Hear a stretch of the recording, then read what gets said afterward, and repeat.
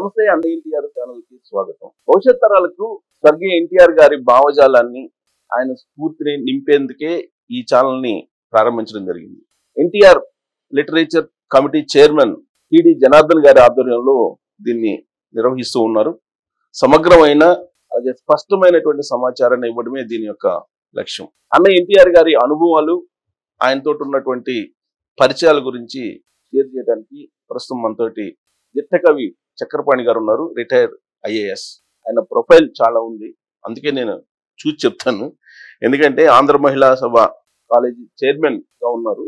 అలాగే డాక్టర్ చక్రపాణి గారు డైరెక్టర్ యాస్కి ఉన్నారు. అలాగే జాయింట్ స్టేట్ సివిల్ సర్వీసెస్ లో 97 లో ఆయన స్టేట్ సివిల్ సర్వెంట్ గా ఎంటర్ అయ్యారు. ఆ తర్వాత 83 లో ఐఏఎస్ అయ్యారు.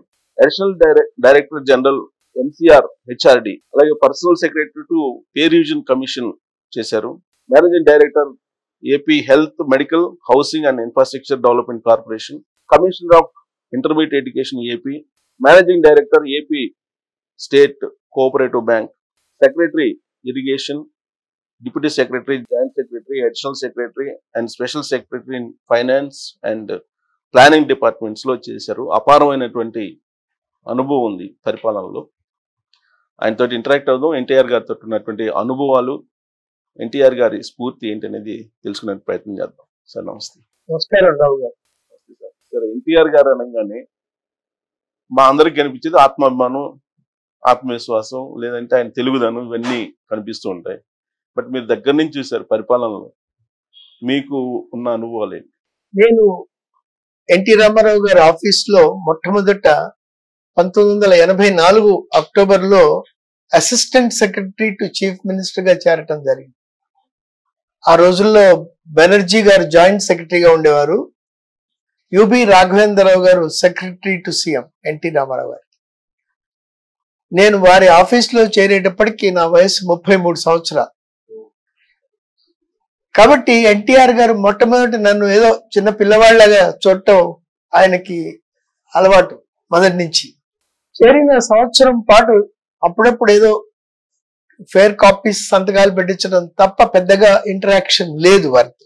తర్వాత ఒక రోజున నన్ను పిలిచి, నేను హిందూపూర్ కాన్స్టిట్యుయెన్సీ ఎమ్మెల్యేని, ఆ హిందూపూర్ కాన్స్టిట్యుయెన్సీ విషయాల్ని కాస్త చూడటానికి మీరు అప్పుడప్పుడు వెళ్ళి అక్కడ ఉన్న సమస్యల్ని తెలుసుకుని వాటి పరిష్కారం కోసం ప్రయత్నం చేయాలని వారు నాకు చెప్పడం జరిగింది.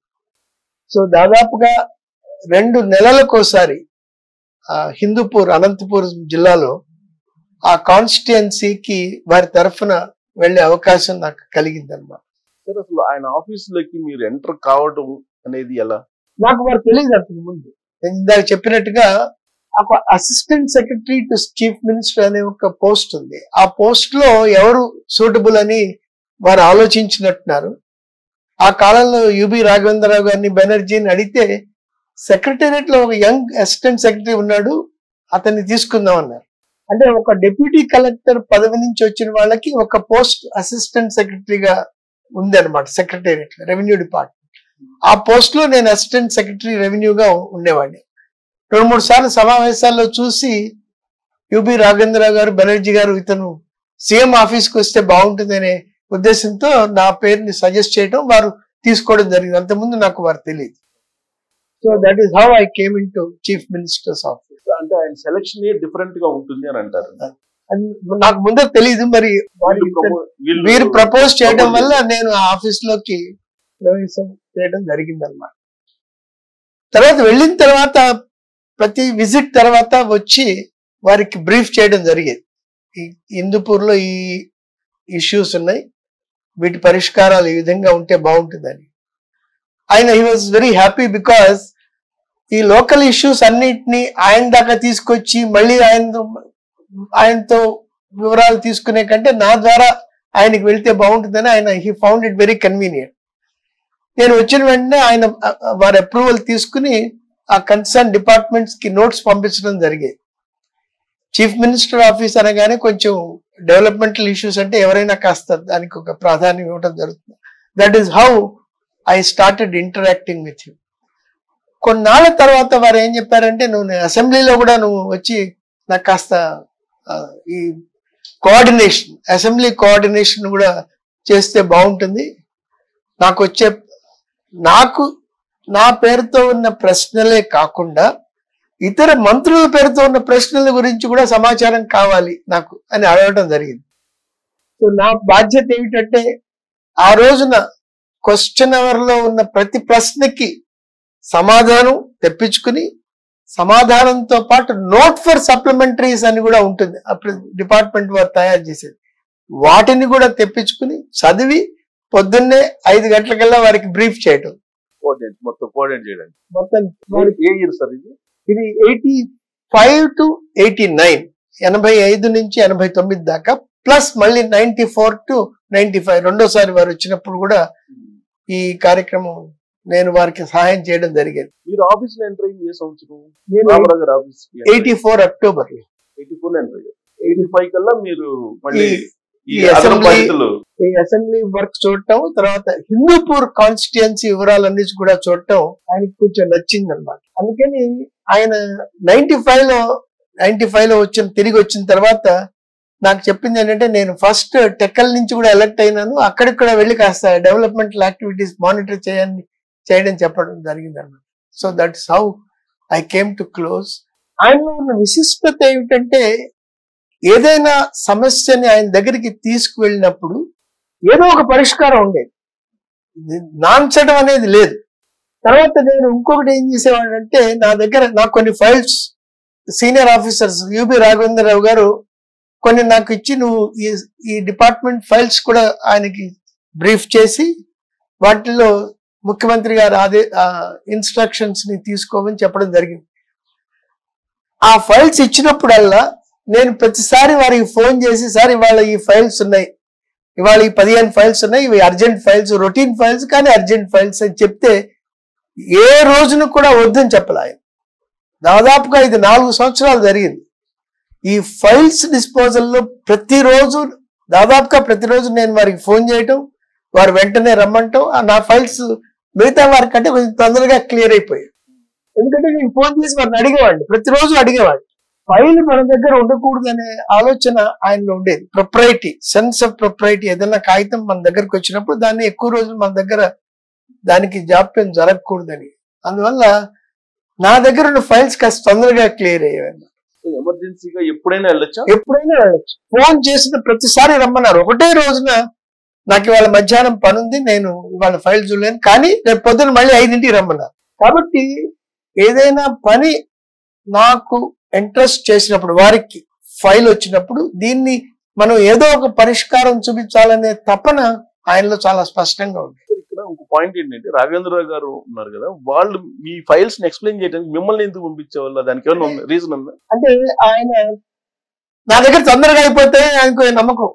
రాఘవేంద్రరావు గారు ఆయనకి రాఘవేంద్రరావు గారి సబ్జెక్ట్స్ కి తొందరగా చక్రపాణికి ఇస్తే తొందరగా ఏదో విధంగా కింద మీద పడి సంతకం తెప్పించుకుంటాడు అనే ఒక నమ్మకం ఆయనలో ఏర్పడింది. ఎందుకంటే సీఎం గారు కూడా నా ఫైల్స్ తొందరగా క్లియర్ చేసేవాళ్ళు.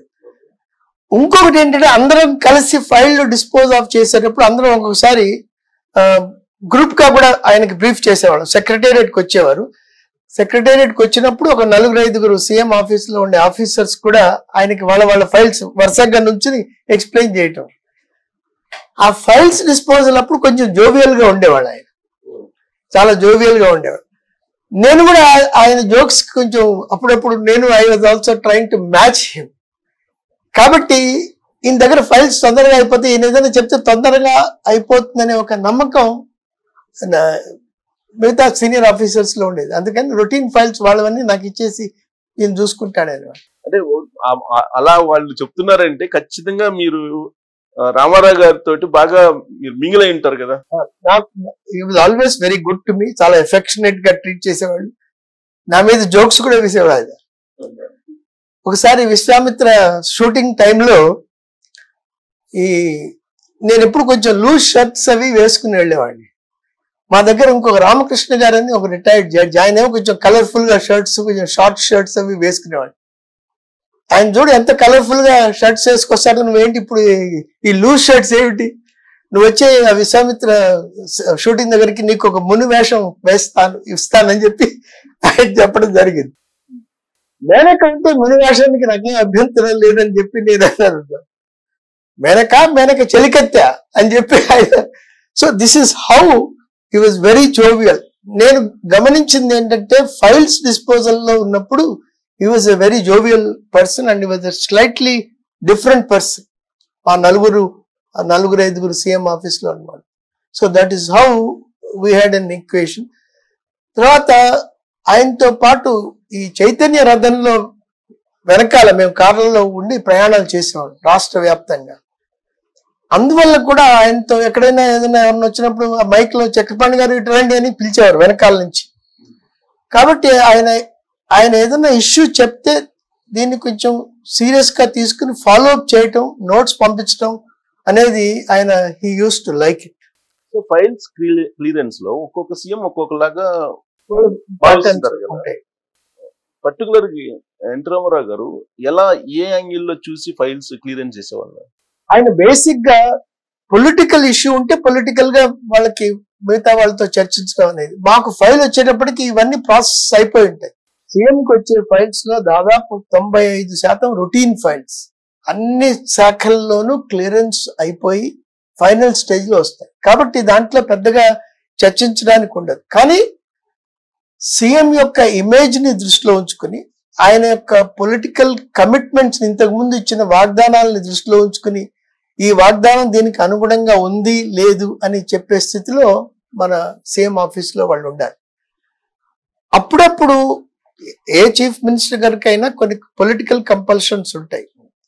అటువంటిప్పుడు ఆ పొలిటికల్ కంపల్షన్ ఇది, కానీ మనం చేయవలసిన పని ఇది అని చెప్పే ధైర్యం కూడా ఆ సీఎం ఆఫీస్ లో వాళ్ళకి ఉండాలి. అది క్వైట్ గా 1-to-1 మాత్రమే జరుగుతుంది, మీటింగ్స్ లో సాధ్యం కాదు. వారితో 1-to-1 ఇంటరాక్షన్ అప్పుడు మాత్రమే ఇది సాధ్యం అవుతుంది. అందువల్ల ఇది సీఎం ఆఫీస్ లో వాళ్ళు చేయలేకపోతే అక్కడ ఉండి కూడా ప్రయోజనం లేదు. అప్రియాలైనా సరే కొంత పొలిటికల్ గా ఆయన యొక్క పొలిటికల్ ఇంట్రెస్ట్ ని దృష్టిలో ఉంచుకుని ఆయన యొక్క మూడ్ ని బట్టి కూడా చెప్పడం అవసరం. రాఘవేంద్రరావు గారు చాలా చక్కగా చేసేవారు, యుబి రాఘవేంద్రరావు గారు. అందుకనే ఆయనకి ఎనార్మస్ యాక్సెస్ ఉండేది ఎన్టీ రామారావు గారి దగ్గర. So he was able to see the political dynamics and also see the interest of the state. ఈ రెండింటిని చాలా చక్కగా సమన్వయం చేసుకుని బ్రీఫ్ చేయడంలో రాఘవేంద్రరావు గారు దిట్టారు. ఇప్పుడు జనరల్ ఫైల్స్ ఇప్పుడు మీలాంటి వాళ్ళు అంతా స్టడీ చేసి తీసుకెళ్తారు కాబట్టి చూడకుండా సంతకాలు పెట్టేవాళ్ళ, లేదంటే నేను చెప్పింది విని సంతకం పెట్టండి, నమ్మకం అంతే. It's basically trust. A chief minister కైనా అంతే, ఏ చీఫ్ మినిస్టర్ గారికైనా ట్రస్ట్ బట్టి, ఆ ట్రస్ట్ వల్లనే మనం చెప్పడం జరుగుతుంది అనమాట. ఆ ట్రస్ట్ వల్ల అక్కడ పెట్టుకోవాలి, లేకపోతే there is no point in having somebody in CM's office without the trust of the chief minister. General గా సార్ కొంతమంది మీరు అపారమైన అనుభవం అనేక మంది సీఎంలు కూడా చూసుంటారు కదా, చెప్పుడు మాట సీఎంలు కూడా ఉంటారు. అలాంటి ఏమన్నా ఉందా ఎన్టీ రామారావు? ఎన్టీ రామారావు గారు లేదు, ఉన్నా కూడా మనం చెప్తే ఎవరైనా పొలిటికల్ గా చెప్పినప్పుడు సార్ ఇది ఈ పరిస్థితి, ఇది this is the other feedback అంటే ఆయన వినేవారు. నేను 2-3 సార్లు ఆయనకి ఆయన కొంచెం ఎమోషనల్ మనిషి, ఒక్కొక్కసారి దూకుడుగా కొన్ని నిర్ణయాలు తీసుకుని, ఒకసారి ఎవరో suspension of some IPS officer గురించి వస్తే నా దృష్టిలో అది సస్పెన్షన్ కాదు, కొంత ఇర్రెగ్యులారిటీనే, కానీ సస్పెన్షన్ ఇస్ నాట్ వారంటెడ్ అని నేను చెప్పడం జరిగింది. ఆయన అప్పుడే టూర్కి వెళ్తున్నారు అనమాట, హెలికాప్టర్ ఎక్కే ముందు కూడా చెప్పాను నేను, ఇది సస్పెన్షన్ ఇస్ నాట్ వారంటెడ్. సంతకం పెట్టారు. పెట్టిన తర్వాత అక్కడ దిగగానే నాకు వచ్చిన మెసేజ్ ఏంటంటే ఆ ఫైల్ ఆపండి. అంటే ఏంటి, సంతకం పెట్టిన తర్వాత కూడా ఆ విషయాన్ని గురించి వారు మళ్ళీ ఒకసారి ఆలోచించి, సరే తొందరపడి నిర్ణయం తీసుకోవడం ఎందుకులే, అతను ఏదో చెప్పాడు కదా, డిప్యూటీ సెక్రటరీ ఏదో చెప్పాడు కాబట్టి అని అది ఆపడం జరిగింది అనమాట. బట్ ఆ ధైర్యం మనం చేయాలి. అట్లానే ఇంకొక సీఎం ఆఫీస్ లో కూడా కొంతమందికి దూకుడుగా పోవడం అలవాటు.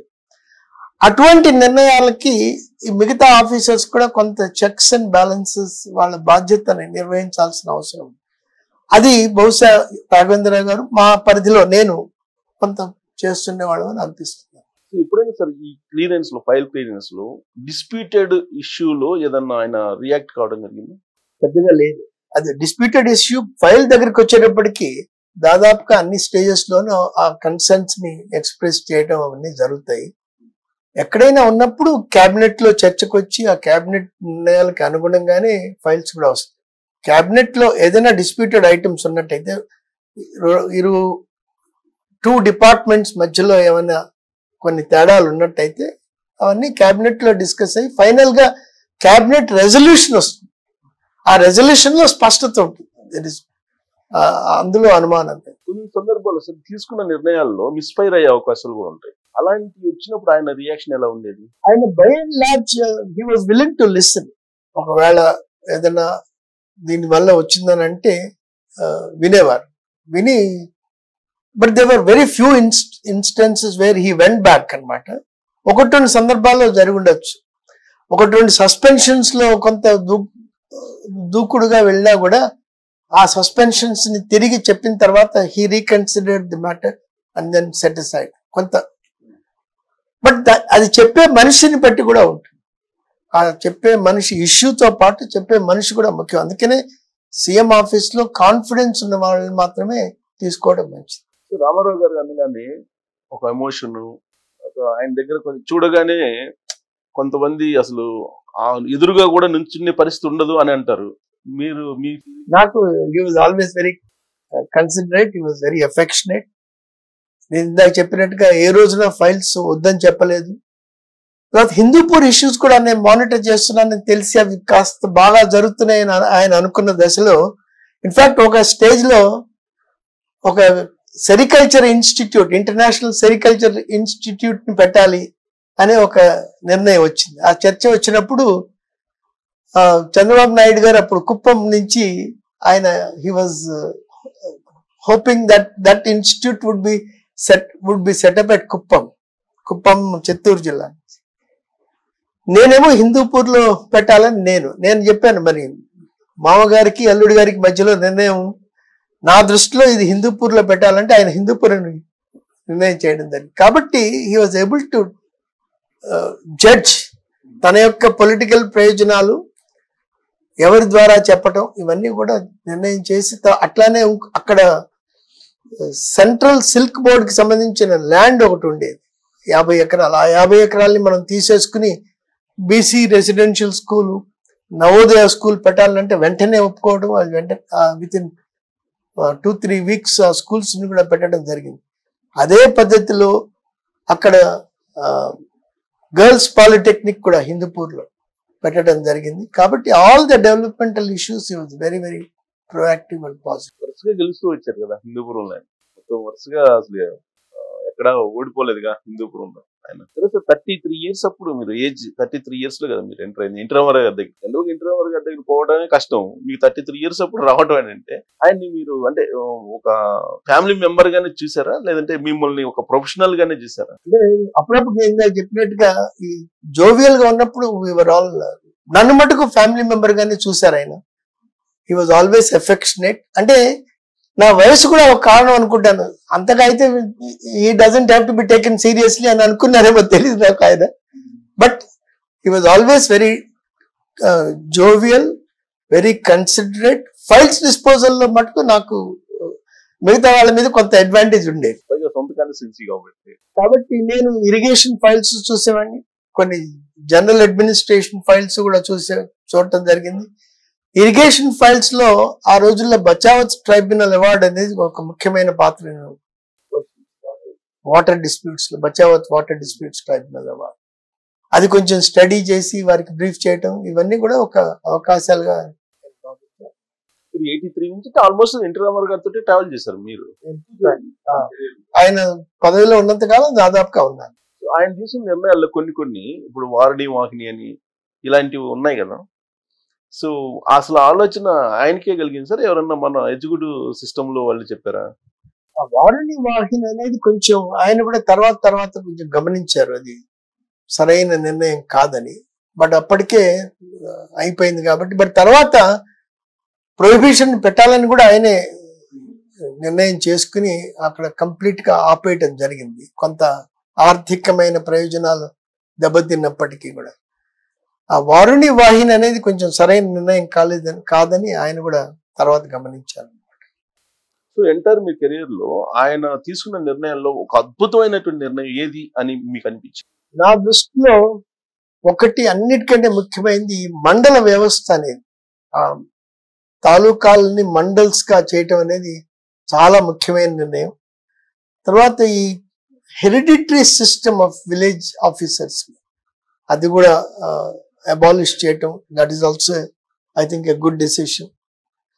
తర్వాత ఈ రెసిడెన్షియల్ స్కూల్స్ ఆయన ఎస్ఆర్ శంకరన్ గారి లాంటి వాళ్ళ పెద్దల అడ్వైజ్ మేరకు విస్తృతంగా SC residential schools, BC residential schools ని ఎస్టాబ్లిష్ చేసి వీటి ద్వారా ఒక ఉన్నతమైనటువంటి నాణ్యతతో కూడిన విద్య ఇవ్వాలనేది కూడా ఒక మంచి డెసిషన్. ఏపీ టెక్నాలజీ సర్వీసెస్ అనే ఒక సంస్థ ఈ ఐటీకి సంబంధించి, అది కూడా ఒక ముఖ్యమైన నిర్ణయం. తర్వాత పొలిటికల్ నిర్ణయాల్లో చాలా సాహసోపేతమైన నిర్ణయం అంటే కేబినెట్ మొత్తాన్ని డిస్మిస్ చేయటం.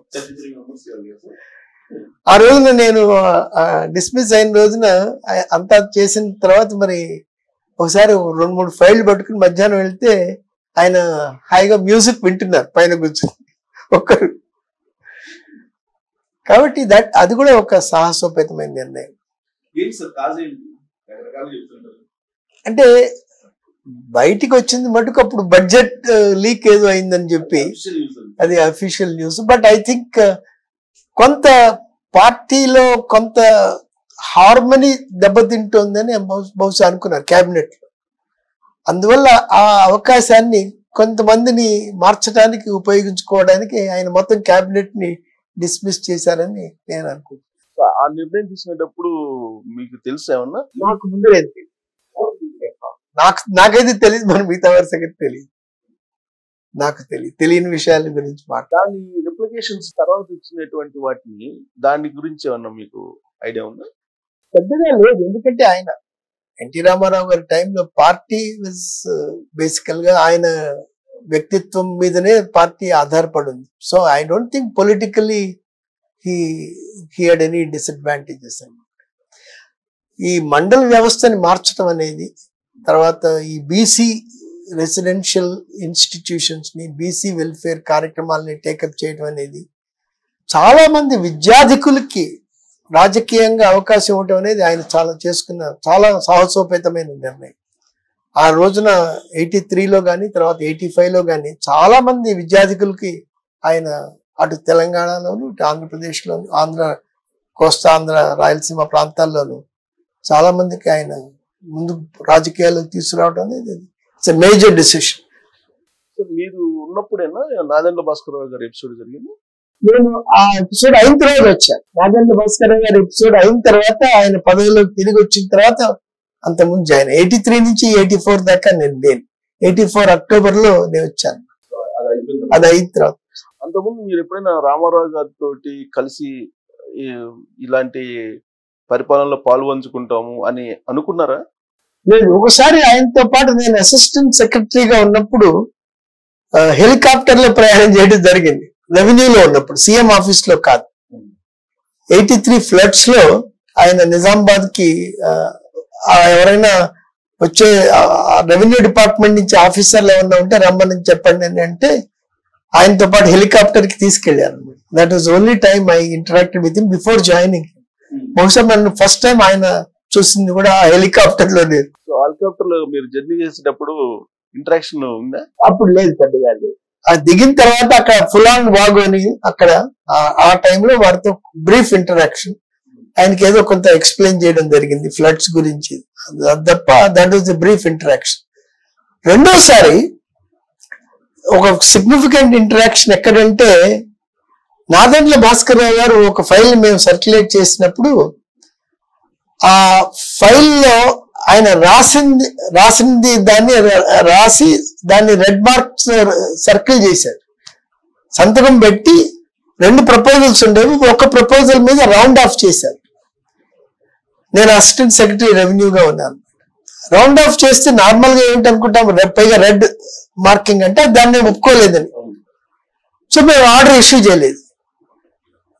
అది నెల్లూరులో రైతులకి సంబంధించిన ఇష్యూ. ఆయన ఫైనాన్స్ మినిస్టర్ గారు నాదెండ్ల భాస్కర్ రావు.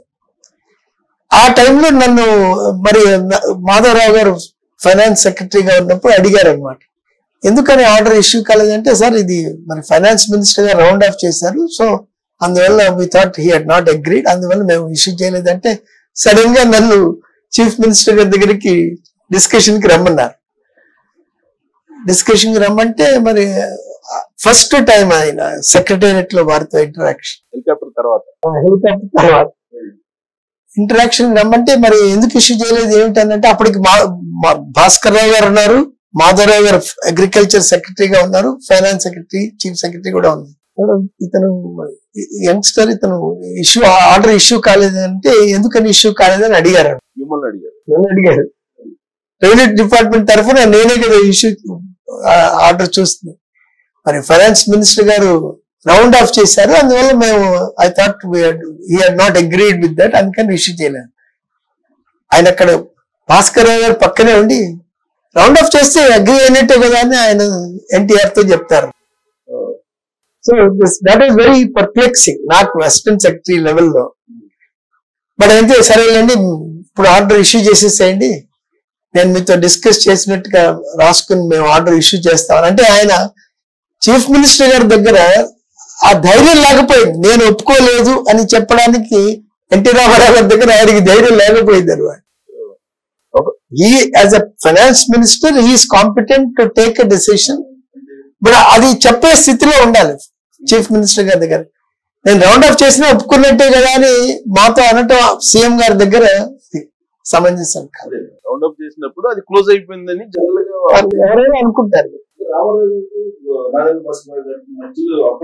మరి అప్పటికి ఏమైనా ఉందేమో తెలియదు కానీ, బట్ ఇది ఒకటి స్పెసిఫిక్ ఇన్స్టెన్స్. రామారావు గారు డిసిప్లిన్ అనేది ఒకటి ఉంటుంది. ఆ డిసిప్లిన్ ఎవ్రీ డే ఒకేలాగా ఉంటుందా? ఎవ్రీ డే ఒకేలాగా ఉంటుంది. He expects all the staff members also to function with the same discipline. నన్ను మొట్టమొదటి రోజున నన్ను పిలిచినప్పుడు, మొట్టమొదటి రోజు అంటే కొన్నాళ్ళ తర్వాత, నేను ఎప్పుడు ఊరికే ఏదో ఫేక్ కాపీలు సంతకాలు పెట్టిస్తున్నాడు కానీ అసలు ఏం చేస్తున్నాడో లేదు తెలుసుకుందామని నన్ను పిలిచారు. పిలిస్తే నన్ను పిలిచి సరే మన్నాడు పొద్దున 6:00 రమ్మన్నారు. నేను వెళ్ళేటప్పటికి 6:05 అయింది. ఆ 5 నిమిషాలు ఆలస్యం అయిందని అన్యగా చెప్పకుండానే ఆయన కన్వే చేశారు అనమాట నాకు. అంత డిసిప్లిన్. ఆయన పర్సనల్ లైఫ్ లో కూడా ఆయన ఎన్నో ఇన్స్టెన్సెస్ లో మాకు చెప్పడం జరిగింది. ఆయన సినిమా యాక్టర్ గా వెళ్ళినప్పుడు ఆయన పేరు నాకు జ్ఞాపకం లేదు, ప్రొడ్యూసర్ గారు ప్రతిరోజు 1.5 పాటు ఆయన రమ్మని చెప్పారు. ఒకటే టైంకి ఏం మాట్లాడేవారు కాదు. 1.5 పాటు రమ్మని చెప్పిన తర్వాత ఏం మాట్లాడేవాళ్ళు కాదు. ఒక టైంకి రమ్మనే వాళ్ళు, అయిన తర్వాత వెళ్ళిపోవడం అంతే. సీఎం అయిన తర్వాత ఆయన సినిమా డేస్ లో ఆయన ఎంటర్ కాకముందు ఒక ప్రొడ్యూసర్ గారు, డైరెక్టర్ గారు ప్రతిరోజు 1.5 పాటు without doing anything, same time. అది అయిన తర్వాత ఆయన మొట్టమొదటి వేషం ఇచ్చారని మాతో చెప్పారు. పర్సనల్ మీరు షేర్ చేస్తుంది మీతోటి. ఓకే. కాబట్టి ఆయన డిసిప్లిన్ అంటే is very very very fond of that. ఇంట్లో పిల్లల్ని కూడా దాదాపు అంతే డిసిప్లిన్ తో పెంచాలని చూస్తున్నారు. ఎందుకంటే సార్ ప్రొడ్యూసర్ ని డైరెక్టర్ ఎందుకు అని చెప్పి మీకు చెప్పారా? రీజన్ చెప్పారా? అంటే ఆ producer was looking at him from a discipline point of view. ఇతనిలో ఎన్నాళ్ళు డిసిప్లిన్ గా వస్తాడు without questioning why he is coming అనేది. ఆ ఆస్పెక్ట్ చూడటానికి మాత్రమే 1.5 పాటు ఆయన పిలిపించారని చెప్తారు. అప్పుడు కాల్ షీట్లు ఇచ్చారు. అప్పుడు కాల్ షీట్ ఇవ్వదు. అది ఎందుకని చెప్పారంటే అటువంటి డిసిప్లిన్ ఉంటేనే మనిషి లైఫ్ లో ముందుకు పోగలుగుతాడని. ఆయన his timings are all very very perfect. Meetings కానీ పర్సనల్ ఇష్యూస్ షేర్ చేసుకునే టైము అది సపరేట్ ఉంటుంది ఆయనకి. అది అప్పుడప్పుడు ఏదైనా ఎవరైనా కోసం అయినా వెయిట్ చేస్తున్నప్పుడు కానీ, ఎవరైనా మీటింగ్స్ లో కానీ, అయితే గండిపేటలో మమ్మల్ని పిలిపించి అప్పుడు మాట్లాడేవాళ్ళు. అక్కడ కాఫీ టీలు ఇచ్చి ఏదైనా టిఫిన్లు అవి పెట్టించి, ఆ టైంలో గండిపేటలో ఈ వాజ్ వెరీ రిలాక్స్డ్ పర్సన్. అక్కడ చెప్తుండేవాళ్ళు మాట ఇటువంటి విషయం. అందరితో షేర్ చేస్తున్నాను సార్. మీతో మా సీఎం ఆఫీస్ లో మీతోటి సపరేట్ గా షేర్ చేసిన అంశాలు ఏమైనా ఉన్నాయా?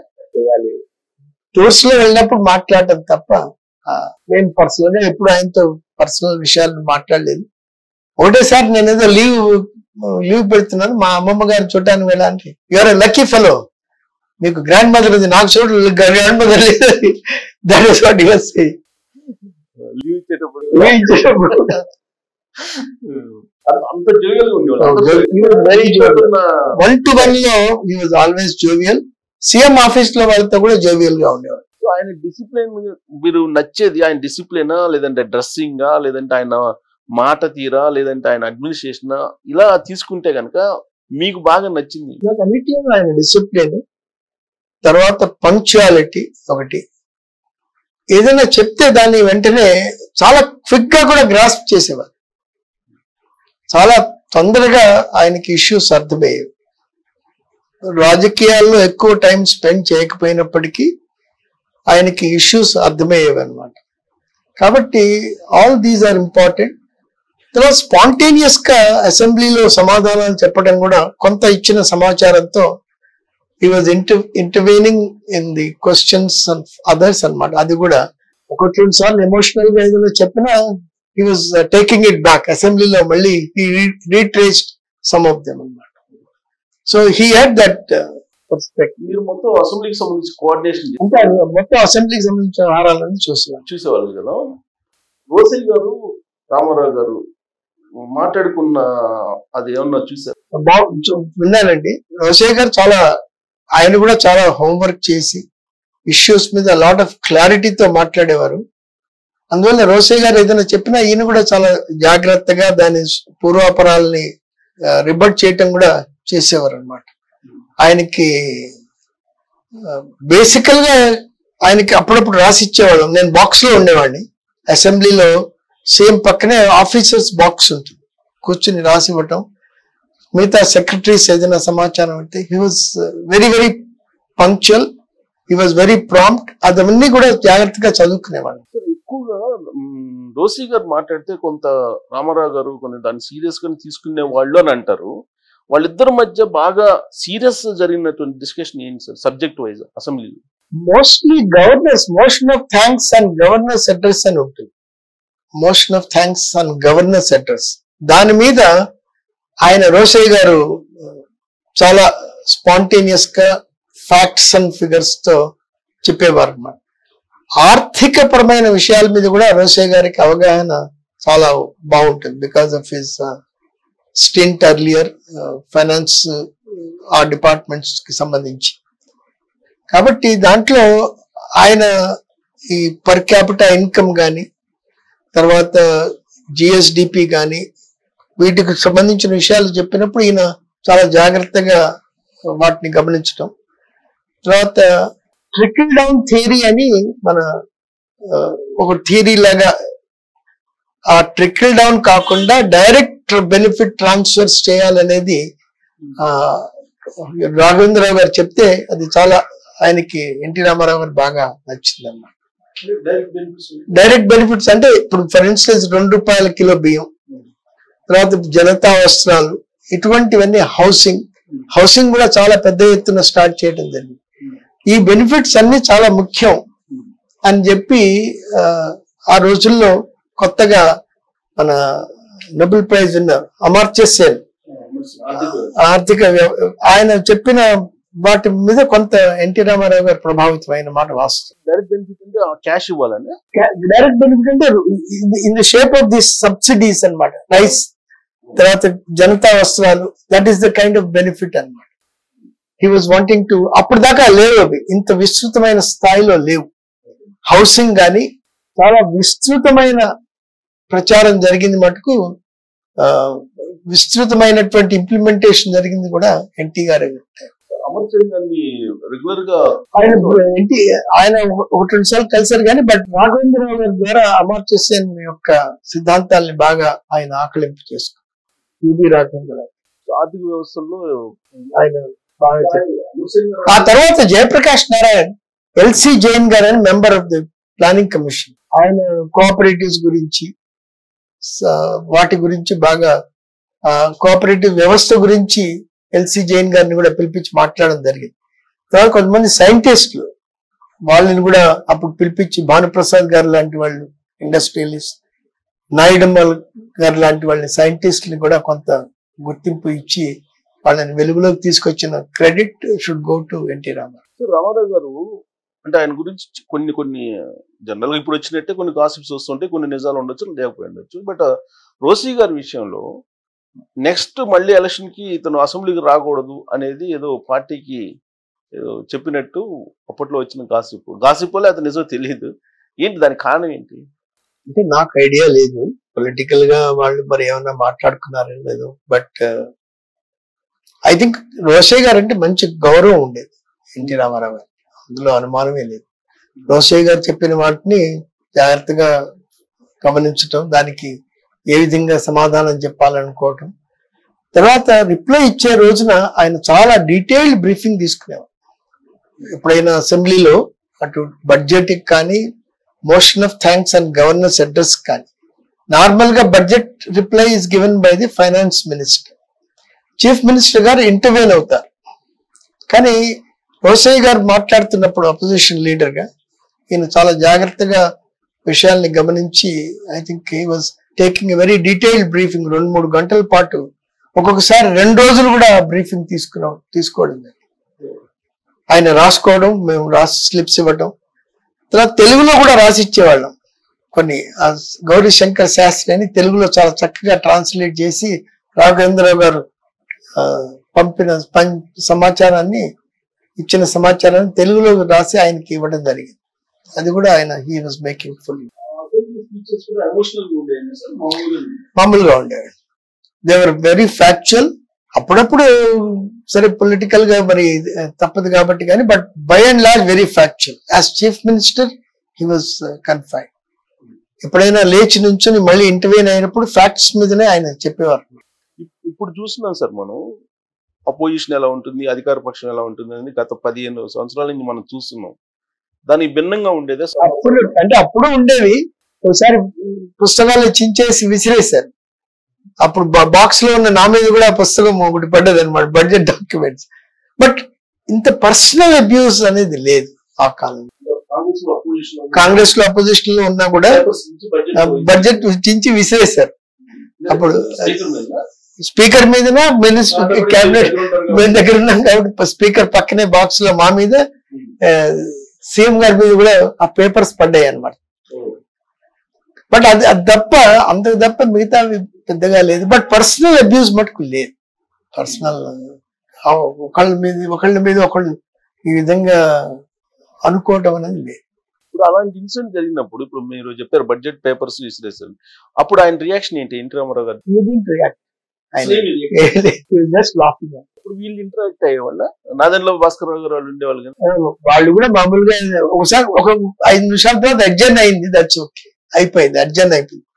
పేపర్లు చించేసిన తర్వాత జనరల్ ఎక్కువ ఆయన ఇంటరాక్ట్ అయింది. ఆయన ఫైనాన్స్ సబ్జెక్ట్స్ లోకి వెళ్ళేవాళ్ళు కాదు, ఎప్పుడైనా అవసరం వస్తే. ముఖ్యమంత్రి గారు కూడా హౌస్ లో ఆయన ఉండేవాడు మోస్ట్ ఆఫ్ ది టైం.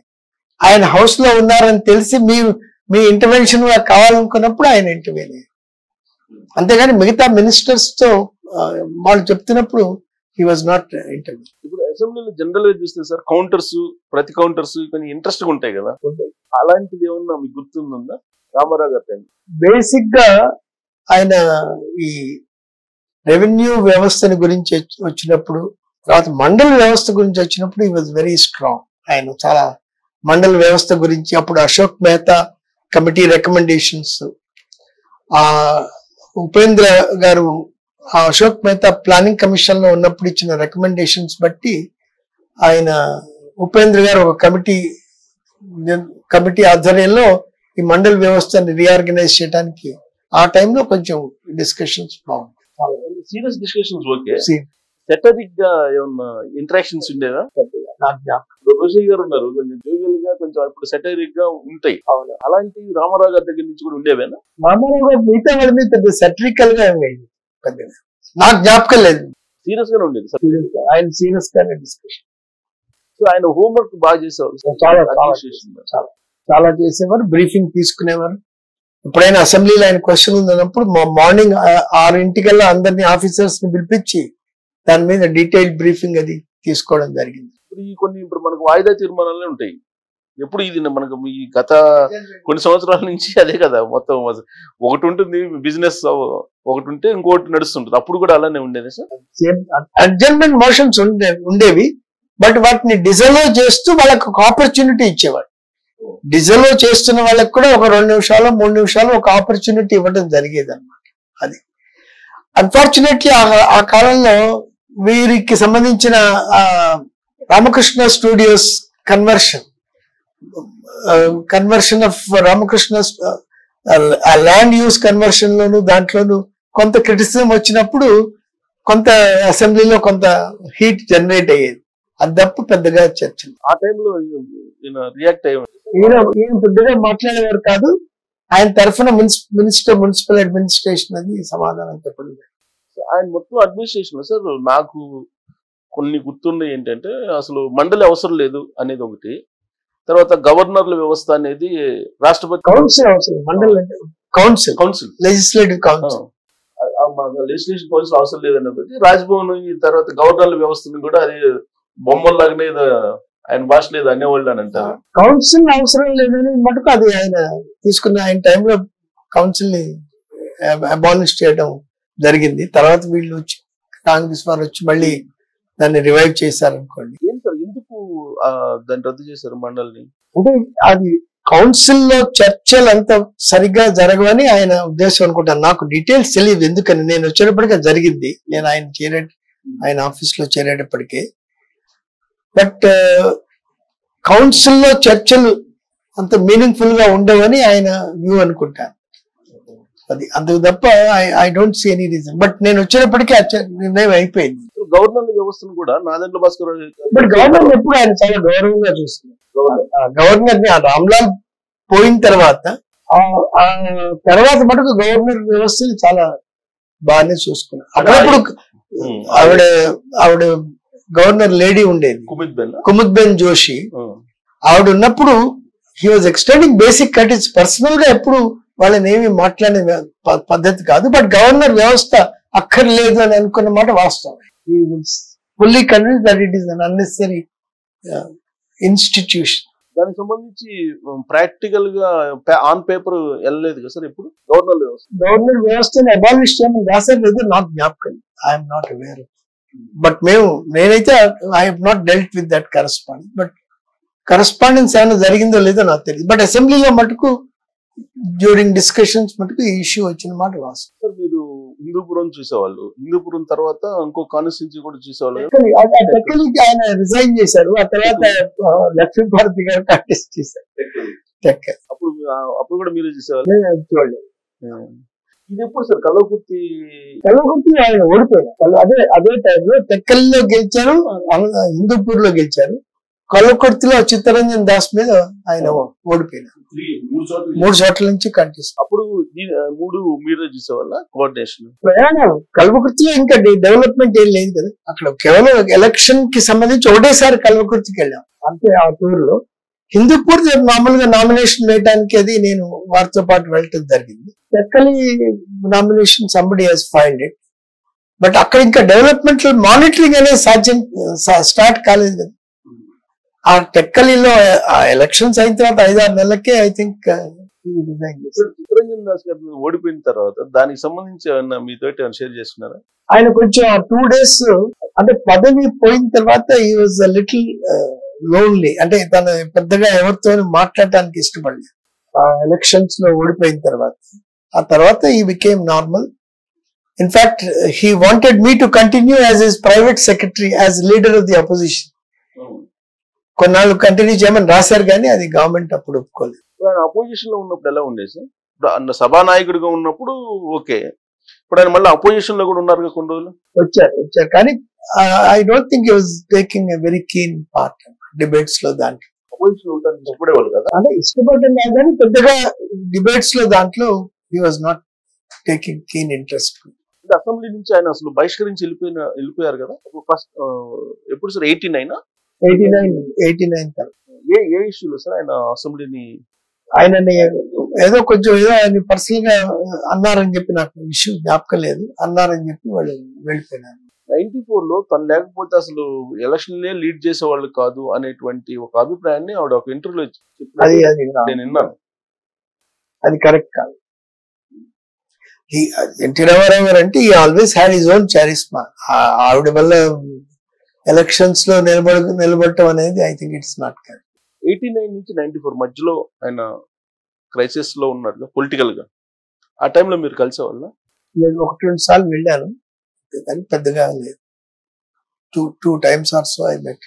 ఆయన కూడా తెలియాలి. మళ్ళీ ఆయన సీఎం అయిన తర్వాత మళ్ళీ మీరు ఆ టైంలో నన్ను ప్రైవేట్ సెక్రటరీగా రమ్మన్నారు, ఒప్పుకోలేదు. అది అందువల్ల రామచంద్రరావు గారు ఉండేవారు, గోటేటి రామచంద్రరావు గారు, ఆయనతో పాటు. ప్రసాద్ గారు ఉందా? అప్పుడు లేదు, అపోజిషన్ లో ఆయన ఉన్నప్పుడు లేదు. సో ఆయన ఈ ప్రతిపక్షంలో ఉన్నప్పుడు గవర్నమెంట్ గురించి అసలు పట్టించుకునే వల్ల అసలు ఏంటి గవర్నమెంట్ యాక్టివిటీస్ ఏం నడుస్తున్నాయి ఏంటి మాట్లాడారు, యాక్టివ్గా ఉండేవాళ్ళు. సో రామారావు గారు కొన్ని డ్రెస్సుల విషయంలో కూడా కొంచెం డిస్ప్యూట్ ఉండేది సార్. డిస్ప్యూట్ కాదు, చర్చ ఉండేది. ఏంటది దాని వెనక? అంటే ఆయన బీసీ వెల్ఫేర్ అప్పుడు కొంచెం వివేకానంద ఆ డ్రెస్ ని వేసుకుని బయటకు వెళ్ళాలని అనుకున్నారు అన్నమాట. కొంచెం ఆయన పబ్లిక్ మ్యాన్, అంటే పబ్లిక్ లో వేషధారణ అనేది చాలా ముఖ్యమని ఆయనకి తెలుసు. It makes a lot of difference అని. సో బీసీ రిజర్వేషన్స్ అది అనౌన్స్ చేసినప్పుడు వివేకానంద డ్రెస్ లోనే మేము 1-2 హెలికాప్టర్ జర్నీస్ కూడా చేయడం జరిగింది అనమాట. So that is how it is. But తర్వాత పెద్దగా ఆయన దాని గురించి పట్టించుకోండి. మళ్ళీ తర్వాత వివేకానంద డ్రెస్ అదే కషాయం వేసుకోవడం ఆ టైంలో కొంచెం. నాకు విశ్వామిత్ర సినిమా షూటింగ్ అప్పుడు నేను పోయి ఆయన 1-2 సార్లు రథంలో కూర్చుంటే సంతకాలు పెట్టించుకున్న సందర్భాలు ఉన్నాయి, కానీ మిగతా he was very prompt there also. ఏమైనా అర్జెంట్ ఫైల్ ఉంటే అక్కడ కూడా సంతకాలు పెట్టించేసి, షూటింగ్ లో ఉన్నప్పుడు కూడా నేను తీసుకెళ్లేవాడిని. He was agreeing. అప్పుడు విమర్శలు ఉండే సార్, సినిమాలు ఎలా చేస్తారు మీరు అనేది కూడా విమర్శలు ఉండే కదా. అంటే చీఫ్ మినిస్టర్ గా ఉండి మరి సినిమా షూటింగ్ లో ఎట్లా పాల్గొంటాం. బట్ మాకేమి పెద్దగా డిఫరెన్స్ లేదు. I was always able to get my signatures. ఇప్పుడు హిందూపురం సార్ మీరు ఎలాగో దగ్గర ఉన్నారు, కడపకి వెళ్ళడానికి ఒకనొక సందర్భంలో కొంత ఆయన అడ్డుకున్నారు అక్కడ. ఆ సందర్భంగా ఆయన చాలా డ్రాస్టిక్ గా రియాక్ట్ అయ్యారని అంటారు. ఆ సందర్భం ఏమైనా గుర్తుందా మీకు? నాకు తెలియదు. బట్ హిందూపురంలో ఆయనకు స్ట్రాంగ్ అటాచ్మెంట్, ఎందుకంటే ఈయన పదవీచ్యుతుని చేసినప్పుడు ఐ థింక్ అక్కడ వాళ్ళు చాలా స్ట్రాంగ్ గా రియాక్ట్ అయినారు. హిందూపురంలో people lot of violence and then demonstrations. వీరిని రీఇన్స్టేట్ చేయాలి, ఏది 84లో రాజేంద్ర భాస్కర్ రావు గారి టైంలో, ఆ టైంలో. అందుకని ఆయన హిందూపురం అంటే కొంత సాఫ్ట్ కార్నర్ ఉండేది ఆయన. మరి మిగతా విషయాలు నాకు ఐడియా. రామారావు గారు గతించిన వార్త విన్న తర్వాత మీరు? I was very sad because somebody was who meant well for people. రాష్ట్రంలో చాలా మంది ముఖ్యమంత్రుల్లో ప్రజలకి ఏదైనా చేయాలనే తపన చెందిన మనుషుల్లో I think he was number 1 నా దృష్టిలో. So I was sad. And then అప్పటికే ఆయన హెల్త్ కూడా కొంచెం చివరిలో I think he was not doing well. నేను వెళ్ళటం జరిగింది ఆయన చనిపోయిన రోజున. lot of crowds were there. He made a role. He played a big role in మన రాష్ట్ర రాజకీయాలు, as you all know. Telugu ప్రజల యొక్క సెల్ఫ్ కాన్ఫిడెన్స్ ని కానీ జాతీయ స్థాయిలో తెలుగు వాడిగా ఎంత కృషి చేయాలో ఆయన అంత కృషి చేశారు. He played an important role national front లో కూడా. ఆ రోజుల్లో చాలా మంది నేషనల్ ఫ్రంట్ లీడర్స్ కూడా వచ్చి ఆయన్ని కలవటం, ఆయనతో మీటింగ్స్ పెట్టుకోవడం జరిగింది. So it's of course personally very sad that he passed away. And somebody was very good to me at the personal level. He was always very affectionate. So Rama Rao గారి జ్ఞాపకాలు గుర్తొస్తుంటాయి మీకు? బాగా గుర్తొస్తున్నట్టు జ్ఞాపకాలు ఏంటి? తర్వాత టూర్స్ కన్నిటికీ నేను వెళ్ళేవాడిని ఆయన వెంట. ఆల్మోస్ట్ అన్ని టూర్స్ కి వెళ్ళాను ఎక్సెప్ట్ హెలికాప్టర్ టూర్స్. హెలికాప్టర్ లో లిమిటెడ్ అకామిడేషన్, పొలిటికల్ గా మంత్రులు ఎవరు ఉంటారు కాబట్టి. But all tours I was accompany. ఆయనతో పాటు రాష్ట్ర వ్యాప్తంగా ఒక 3 సార్లు అన్ని జిల్లాలు చూసే అవకాశం కంటిన్యూస్ గా. మండల్ ఎలక్షన్స్,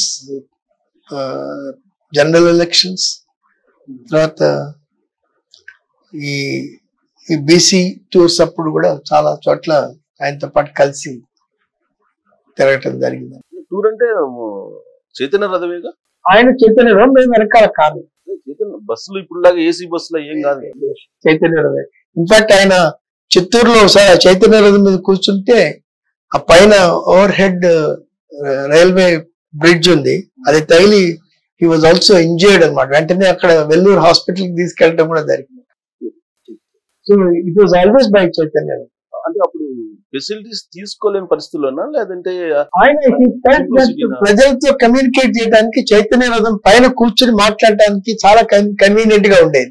అందుకని లోపల నుంచి పైకెక్కి ఎక్కడైనా ప్రజలకు కనపడితే వెంటనే అక్కడికి పైకి వెళ్ళటం, మాట్లాడటం, చాలాసేపు దాని మీదనే ఉండేవారు ఆయన.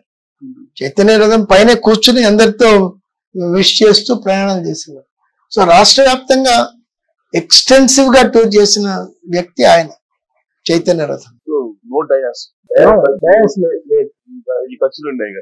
పెద్ద పెద్ద మీటింగ్స్ ఎక్కడన్నా ఉన్నప్పుడు లోకల్ గా కానీ, బట్ అదర్వైజ్ డయాస్ లేదు.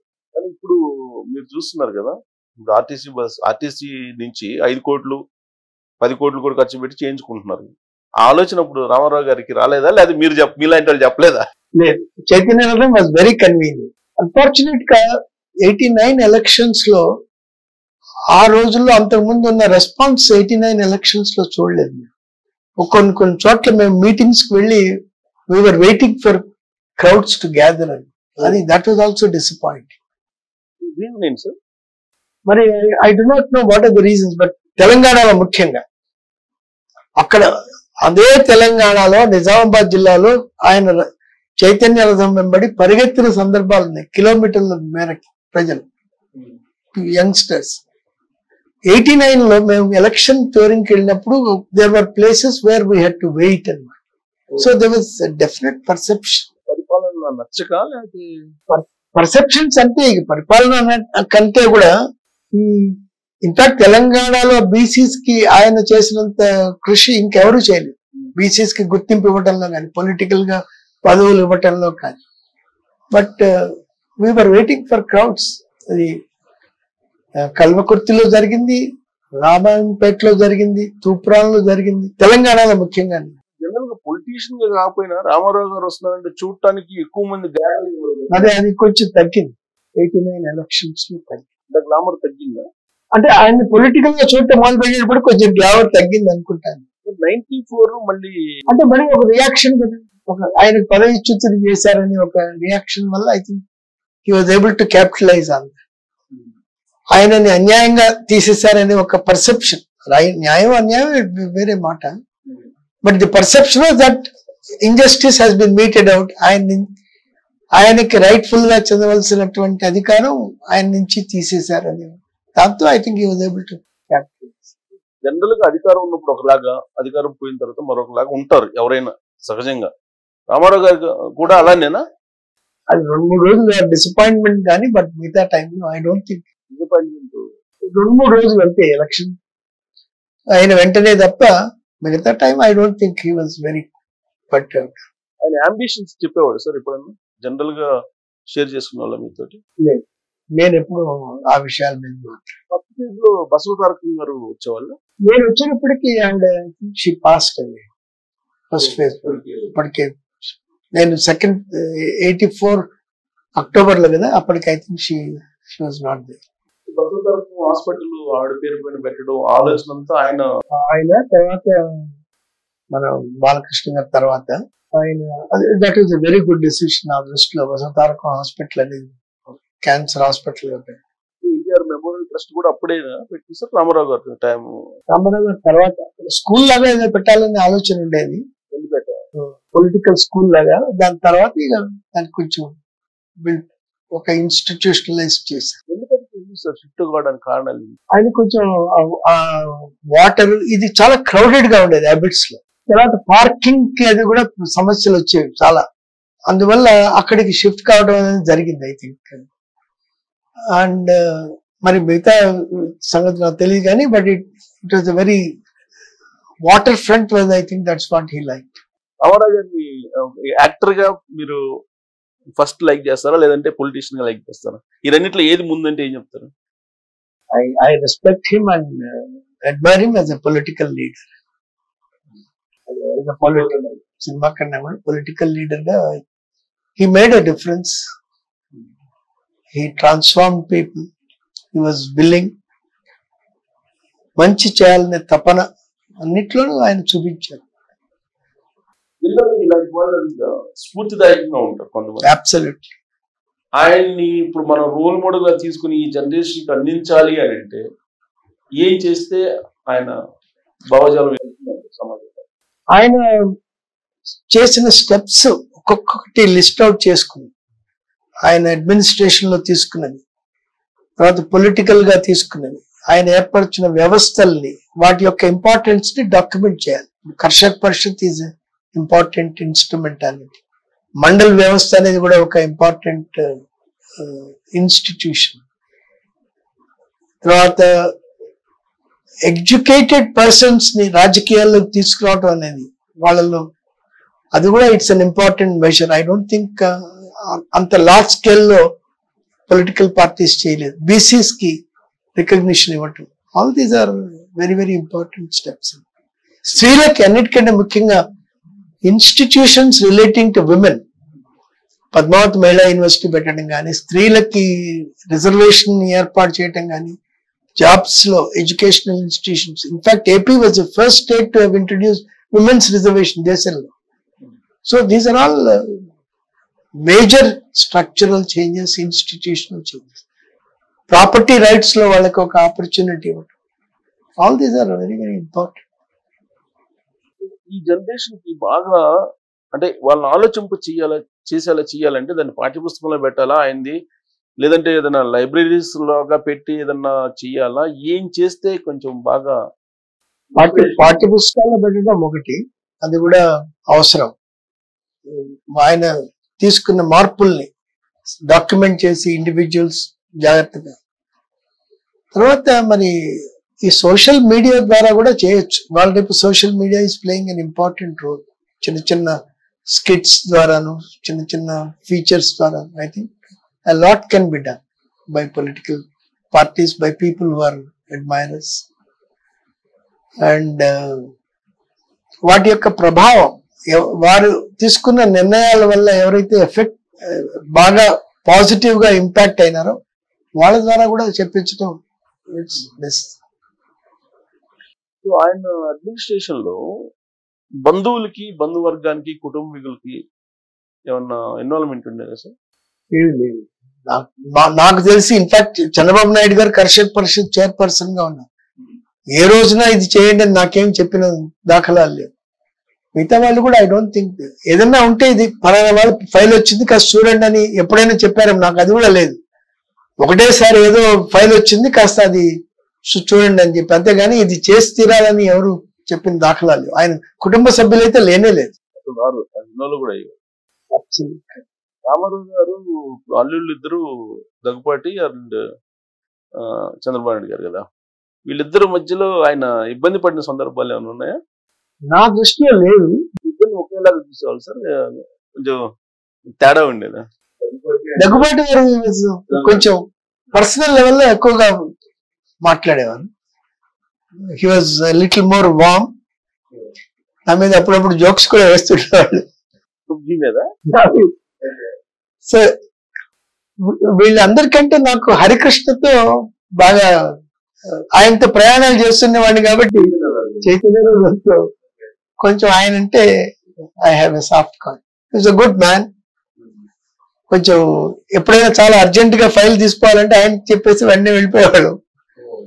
ఆయన టూర్ లో ఉన్నప్పుడు చైతన్య రథంలోనే ఉండేవాళ్ళ వెనకాల అంటే ఎప్పుడైనా పిలిచినప్పుడు చైతన్య రథంలోకి వచ్చి ఆయనకి పైకి చెప్పడం అని చేశారు.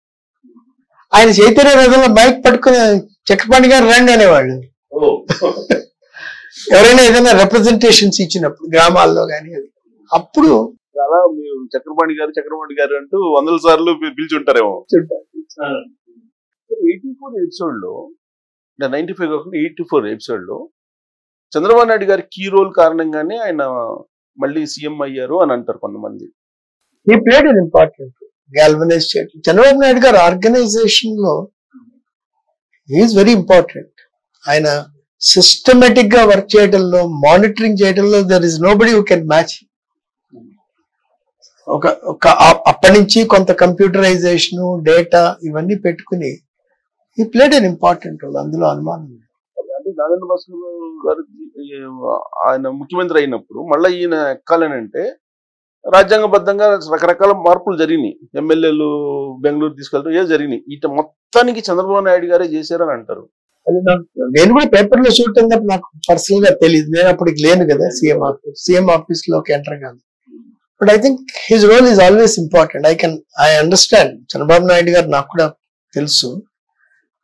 ఆయన మానిటరింగ్ కానీ, సిస్టమేటిక్ రివ్యూ కానీ, they are really very few political leaders ఆ ఓపిక ఉంది. అసెంబ్లీలో ఎక్కువ వీళ్ళిద్దరిలో ఎవరు ఇంటరాక్ట్ అయ్యేవాళ్ళు సార్? రామారావు గారు పక్షాన ఎవరు? దగ్గుబాటి గారు, Chandrababu Naidu garu. Daggubati garu the personal level is little warm with people. కొంచెం అందరితో ఇంటరాక్షన్. ఈయన చాలా రిజర్వ్డ్ గా, but officially is very soft. Administration వైపు ఇంపార్టెంట్ చంద్రబాబు గారికి ఇచ్చేవాళ్ళ రామారావు గారు. అందుకనే ఆయన కర్షక పరిషత్ చైర్పర్సన్ గా కూడా వచ్చేసారు. చైర్పర్సన్ చేయడమే కాకుండా ఆయన అడిగిన ఆఫీసర్ అగర్వాల్ గారు అని ఆయన సెక్రటరీగా వేశారు. He understood the role being played by Chandrababu Naidu గారు. రామారావు గారు ఎప్పుడన్నా ఇన్ కేస్ ఇతర ప్రాంతాలకు వెళ్ళినప్పుడు రోల్ ఎవరు పోషించేవాళ్ళు వీళ్ళిద్దరిలో? వీళ్ళు ఎవరు వచ్చేవాళ్ళు కాదు పెద్దగా, ఆయనతో పాటు టూర్స్కి వచ్చేవాళ్ళు కాదు. And officials are taking care of the local political leaders ఎవరుంటే వాళ్ళు ఎవరు ఆర్గనైజింగ్. వీళ్ళిద్దరు డైలీ ఇంటరాక్ట్ అయ్యేవాళ్ళు సార్ రామారావు గారు? చంద్రబాబు నాయుడు గారు ఇంటరాక్ట్ అయ్యేవారు, దగ్గుబాటి దాదాపుగా.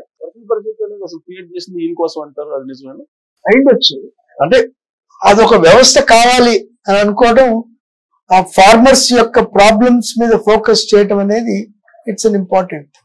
ఎవరి కోసం చేసినా కూడా ఒక కర్షక పరిషత్ ద్వారా ఒక అగ్రికల్చర్ రిలేటెడ్ ఇష్యూస్ లో, అంటే డిఫరెంట్ డిపార్ట్మెంట్స్ ని ఒక ఐఏఎస్ ఆఫీసర్ ని పోస్ట్ చేయడం అనేది it's an important step. Ramarao గారి బ్రెయిన్ నుంచి వచ్చిందేనా ఐడియా? ఆయన శాలరీ తీసుకోరు అని అంటారు. I think he was drawing 1 rupee.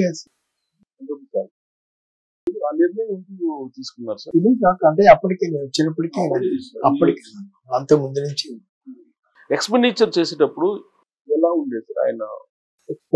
Very careful. అంటే ఇంట్లో కూడా ఆయన ఇంట్లో ఏది వండాలనే నిర్ణయం కూడా ఆయనే చేసేవారు. అంటే he was very meticulous in that manner. ఆయన మైక్రో మేనేజ్మెంట్ ఆయన కూడా చేసేవారు ఇంటి విషయాలకు సంబంధించి. బియాండ్ దట్ నాకు కూడా ఐడియా లేదు. అంటే జనరల్ గా గవర్నమెంట్ లో ఉన్నప్పుడు పొలిటికల్ మీటింగ్లకి వెళ్తున్నారు కదా, మనం చూస్తున్నాం. దానికి ఒప్పుకునే వాళ్ళు అప్పుడు? అంటే పొలిటికల్ మీటింగ్స్ అంటే జనరల్ గా ఎలక్షన్ టైం వస్తుంది. ఎలక్షన్ టైం వచ్చిన తర్వాత ఎలక్షన్ క్యాంపెయిన్ చేసుకుంటుంటారు. దానికి కూడా ఈ హోదాలో, ముఖ్యమంత్రి హోదాలో వెళ్తుంటారు కదా. అంటే ఫైల్స్ మేము మరి చూపించాల్సిన అవసరం ఉంటుంది, అందుకోసం మేము వెళ్ళేవాళ్ళం. But we are not participating in any discussions. ఇప్పుడు ఉండేటువంటి పరిపాలకులు గవర్నమెంట్ ఖజానా నుంచే డబ్బులు తీసేసుకుని ఎక్స్పెండిచర్ చేసుకుంటున్నారు కదా, అలాంటిది ఉండేది అప్పుడు? అంటే as far as transport is concern there was no problem. Chaitanya రథంలో వచ్చేవారు ఆయన. లోకల్ అకామిడేషన్ అంతా గెస్ట్ హౌస్ లోనూ, ఆయన చైతన్య రథంలోనే ఉండేవారు. ఆ ఇష్యూ పెద్ద రెలవెంట్ కాదు. తర్వాత ఆయన ఎక్కడికి వెళ్ళినా ఎవరో లోకల్ గా ఎమ్మెల్యేస్ వాళ్ళు కొంత వాళ్ళకి, ఫర్ ఇన్స్టెన్స్ మేము అరకుకు వెళ్తే ఆయన అప్పలనాయుడు గారు జున్ను తేవటం అటువంటివి, అంతేగాని but it is not an issue at all. బాగా ఎమ్మెల్యేస్ ఇష్టపడే ఎమ్మెల్యే ఎవరు సార్ అప్పట్లో? ఆయన మిలిటరీ నాయుడు అని ఆయన ఉండేవారు. మిలిటరీ నాయుడు అని ఐ థింక్ పాడేరు ఎమ్మెల్యే అనుకుంటా. ఆయన అంటే కొంచెం ఆయనకి సాఫ్ట్ కార్నర్ ఉండేది. తర్వాత ఈ యంగ్స్టర్స్ అంతా కూడా they were all very happy with him. తర్వాత మన అశోక్ గజపతి రాజు గారు అంటే కూడా ఆయనకి చాలా రెస్పెక్ట్. వీళ్ళంతా డైరెక్ట్ ఎంట్రీనా? ఎవరైనా డైరెక్ట్ ఎంట్రీనా లేదా అపాయింట్మెంట్? ఎవరైనా అపాయింట్మెంట్, బట్ మినిస్టర్స్ కి వాళ్ళకి వెంటనే. రామారావు గారి పరిపాలన, ఆయన జీవితం, దీని గురించి ఒక 2 మాటలు చెప్పాలంటే ఏం చెప్తారు? రాజకీయాల్ని నిజంగా ప్రజల వద్దకు తీసుకొచ్చిన ఆయన ప్రజల వద్దకు పాలన అనేది దాన్ని సింబలైజ్ చేసి దానికి ఒక ఆకృతినిచ్చి తీసుకొచ్చిన ఆయన NT Ramarao. He really brought. ఇప్పుడు టెక్నాలజీ ద్వారా ఏదైతే ప్రజల వద్దకు పాలన అనుకుంటున్నామో అది ఆయన డిసిషన్ మేకింగ్ వల్ల తీసుకొచ్చిన వ్యక్తి రామారావు గారు. అది that's where he made a significant impact. ఇప్పటి వరకు మీరు అనేక సభల్లో పాల్గొన్నారు. ఇప్పటి వరకు ఎక్కడ రివీల్ చేయనటువంటి అంశం రామారావు గారిది ఏంటి? Nothing. I always admired the manner in which he spoke. ఆయన చాలా చక్కగా మాట్లాడేవారు. అండ్ ప్రతి చోట కూడా he was able to make an impact.